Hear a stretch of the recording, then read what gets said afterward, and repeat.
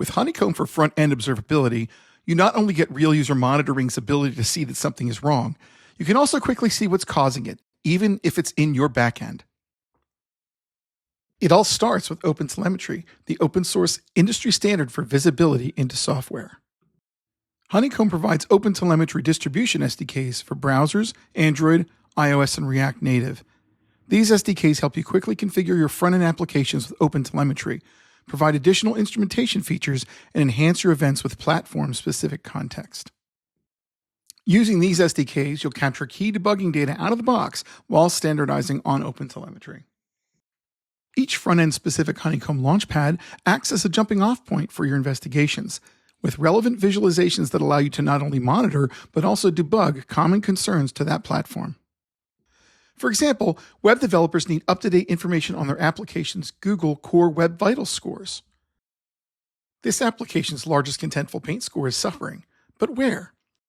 The graph is useful, showing the times of each LCP score, but the table view lets us quickly see the load times and the elements that were affected by each one. We can see several slower load times involving a banner image, a brand image, and the product name and picture. But what routes do these images live in? I'll use the group by filter, specify the page.route trace span attribute, and now it becomes one of the table columns. Indeed, the banner image is affecting the home page, the brand image is affecting the cart page, and at least one product image is loading slowly too. I can even filter the entire Launchpad by a specific page route. Now, every graph and table is shown only for the cart page. I can pick other attributes as well, like browser name. Here we'll select Firefox.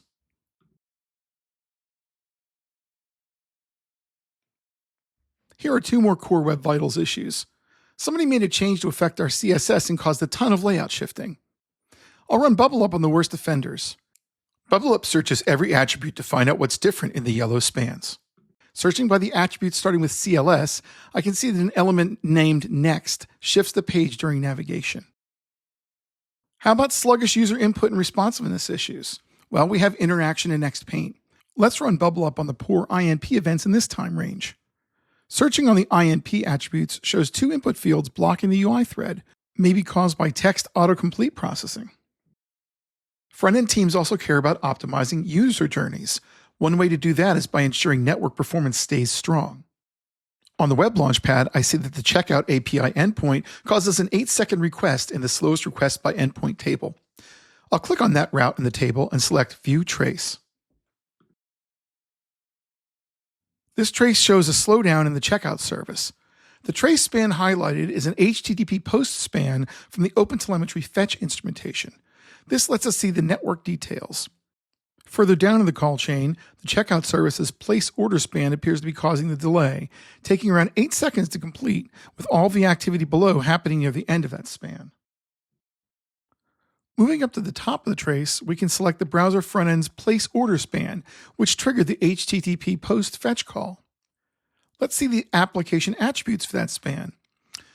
This order was placed in the city of Slowville. I wonder if that's the case for other slow place order spans. I'll click on the small graph on the top right labeled Distribution of Span Duration. Honeycomb runs a query with a heat map visualization on the duration of the browser place order spans. In a heat map, duration is represented vertically, and the darkness of each box represents how many spans took that amount of time. We can definitely see a few slow place order spans, all taking between 5 and 8 seconds. I'll draw a box around all the slow ones and select BubbleUp Outliers. This BubbleUp compares the attributes of the place order span over the past hour. The ones we selected are in yellow. This confirms that the slow spans all occur when the city of Slowville was used in the order form. Mobile is where more and more user journeys start, but debugging can be uniquely challenging. Mobile telemetry is often siloed, and device fragmentation and limited instrumentation can make it tough to understand where problems lie. Honeycomb for Frontend Observability's Launchpads for iOS, Android, and now React Native were built to solve this. Let's explore the Android Launchpad. We can see Android-specific visualizations, including app startup time, total app starts, app crashes, app not responding count, slow and frozen renders, and time on screens. All front-end Launchpads come with an error analysis tab. This errors view helps engineers investigate errors in front-end datasets. Let's change the range to look at 2 weeks of errors. We can search by the error message, see frequency of each unique error message over time, and how many devices were impacted. Let's focus on this 500 internal server error by clicking on it from the error list table. Now we can get details on each error occurrence. From a given exception, we can even view a trace by clicking on one of the bars in the histogram above. Now we can look at the failing trace.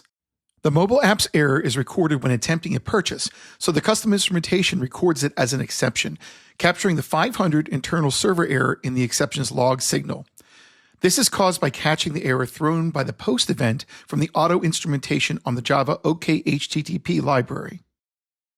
That's not unusual. Not all teams propagate errors to the top of their stack, and they rethrow them often to hide internals of their architecture. But we instrumented our platform with OpenTelemetry, so we have end-to-end traces in Honeycomb. And as we move through events, you can see the errors with increasing specificity, explore the contributing factors, and see which sessions or services were involved. In fact, this error seems to be caused by sending invalid data about the user, something about having a gold plan, which the system doesn't understand. You can copy the trace URL and paste it into a Slack message or email to easily share direct links to their investigations. Error analysis goes beyond error tracking. By combining error surfacing with rich trace context, Honeycomb shows not just what broke, but where it broke and why.